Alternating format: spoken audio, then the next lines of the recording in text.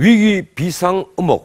권오인 삼성전자 부회장이 삼성의 현주소를 짚어낸 표현입니다. 그만큼 창사 79년 만에 찾아온 총수부재 장기화 상황을 심각하게 보고 있다는 겁니다. 이재용 부회장 없는 삼성. 삼성이 말하는 위기의 본질은 무엇이고 처방은 무엇일까요? 삼성 반도체 신화의 주역이자 참여정부 시절 정보통신부 장관을 지낸 지인대제 전 삼성전자 사장 모시고 이 문제 짚어보겠습니다. 어서 오십시오. 네, 안녕하세요. 예, 진 장관님이라고 칭하겠습니다. 네, 고맙습니다. 예. 이 외견상으로는 삼성전자가 올 2분기에 14조 원 넘는 이제 영업이익을 냈습니다. 예. 또 신문에 보면 이 전 세계 모든 기업 중에서 분기이익 최고를 낸 이제 최고 1등 기업이 되는데 그래서 이재용 부회장 없어도 회사는 잘 돌아간다 이런 주장도 있는 반면에 또 한편 그게 아니지 않느냐 지금 오너십이 참 중요하다 이런 얘기도 있습니다. 어떻게 보십니까?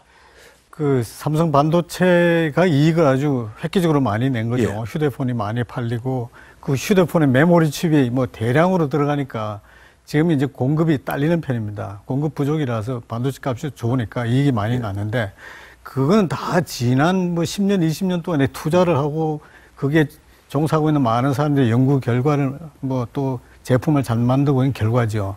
지금은 그 단기적으로 일어난 기술 개발이나 이런 것들을 뭐 총수가 이래라 저래라 하는 일은 아니거든요. 그러니까 그 모든 삼성의 계열사들이 단기적으로 뭐 이익을 낸다든가 하는 그런 오퍼레이션상의 문제는 총수가 잠깐 없어도 괜찮습니다. 굉장히 잘 훈련받은 다 이제 대표사들이 체제를 하는데 다만 이제 문제가 되는 건 예를 들면 반도체 한 20조를 투자해야 된다. 장소를 어디로 해야 될 건지. 이런 거대 투자도 있지 않습니까? 뭐 그런 일들. 그런 것들이 이제 좀 주춤주춤 못하는 경우들이 발생한다. 뭐 그게 걱정이다 하는 게 많습니다. 그러니까 장기적인 어떤 큰 대투자 이런 그 결정은 앞으로 밀릴 수밖에 없다 이렇게 그렇습니다. 보시는 어디 큰 인수합병을 해야 된다든가 이런 거는 혼자 하기가 어려운 것들이 많죠. 그것이 않아도 M&A가 이제 2분기 들어서 주춤했다 이런 보도가 나왔었는데 또 일각에서는 총수 1인 중심의 이 후진적 지배구조 이게 이제 바꿀 기회 아니냐 이런 또 주장이 언론에 나와 있습니다. 또 한편 우리 재벌들이 자꾸 나쁘다고 하는데 또 어떻게 보면 이 강력한 그 온의 리더십이 아직까지는 필요하다 이런 주장도 있거든요. 어느 편에 쓰시겠습니까? 그 양면성이 다 있고요. 뭐 해외 기업도 보면 그 강력한 오너십을 발휘하는 회사도 있고 이 사회 중심으로 그야말로 이제 개방된 그런 문화를 가진 데도 있는데 그 우리나라의 뭐 그룹들도요 다 성격이 좀 다르다고 볼 수 있습니다. 근데 삼성 같은 경우는 제가 보기에는요, 이병철 회장 계실 때는 이병철 회장께서 뭐 자질구레한 거 다 결정을 해 주신 것도 있는데 특히 이건희 회장은요, 거의 경영 관여 안 하지 않습니까? 큰 흐름만 만들고 또 문화적인 거, 다 깨어 있으라는 얘기, 뭐 5년, 10년 뒤에 일을 걱정하라는 이런 식의 가르침이죠. 그래서 그런 것들은 굉장히 좋고요. 그러니까 뭐 오나가 뭐 독단적으로 자질구레한 일을 한다 이런 건 요즘 같은 이 투명 경영을 해야 되는 형편에서는 잘 없습니다.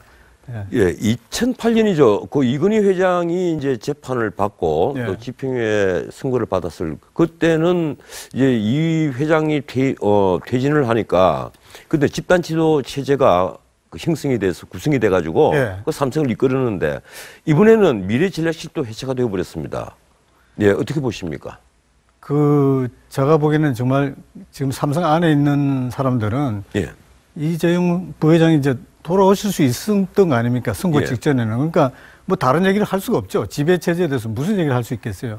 지금 이제 선고가 났고 또 이제 항고 가고 그래서 집행유예에 대해서 돌아올 수도 있는데 어떻든 그 점에 있어서는 불확실성이 걷어진 거지 않습니까? 그럼 뭐 1년이 될지 뭐 얼마가 될지 알 수는 있지만 그동안에 그래도 그룹 전체의 어떤 컨트롤 타워 역할은 있어야 될 거 아니냐. 그럼 총수가 없으니 그 대행 체제가 되든 아니면 집단 지도 체제가 되든 뭐 그런 어떤 큰 결정들, 특히 사장 인사를 어떻게 합니까? 사장 자기가 자기 인사할 수 없잖아요. 그렇죠. 그런 것들에 대해서는 총체적인 결정을 내려줘야 될 게 있고 또 시간이 되면 그런 일을 해야 되는데 그걸 어떻게 논의를 할 장이 만들어지지 않으니까 그러니까 뭐 집단 지도 체제를 뭐 SK 수펙스 같은 그런 걸 하든가 아니면 이재용 회장이 안 계실 때 거기 뭐 가족 한 분하고 또 이채욱 회장이 오셔가지고 잠정적으로 그룹을 이끌어갔던 그런 거 좋은 사례가 되지 않냐 이런 생각이 듭니다. 예, 어떻든 컨트롤 타워는 필요하다 이 그렇죠. 말씀이군요. 예. 예. 근데 미국의 헤지 펀드인 그 엘리엇 매니지먼트, 예. 뭐 이 앞에 이제 사건에도 연관된 회사인데 이런 헤지 펀드들의 공격이 앞으로 또 시작될 것이다 이런 예측도 있습니다. 어떻게 막아야 됩니까?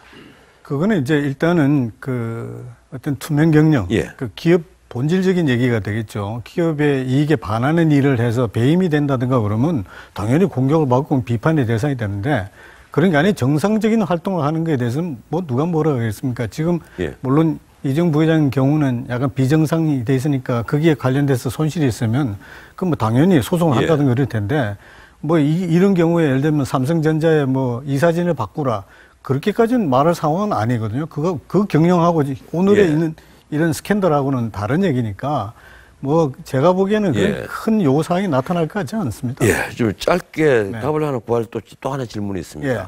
지금 요사이 그 미국 해외 부패 방지법 이걸 예, 두고 적용 대상이 된다 아니다 이런 논란이 많은데 많은 사람들이 이 뇌물죄가 최종적으로 확정이 되면 미국의 해외 부패 방지법 대상이 되고 그래서 삼성에게 엄청난 불이익이 올 것이다. 예. 뭐 벌금도 많이 내야 될 것 같다 이런 얘기가 있습니다. 그거 어떻게 그건 보십니까? 안 그래도 뭐 그 얘기를 오늘 질문하신다 그래서 위키피디아를 한번 예. 찾아보고 왔습니다.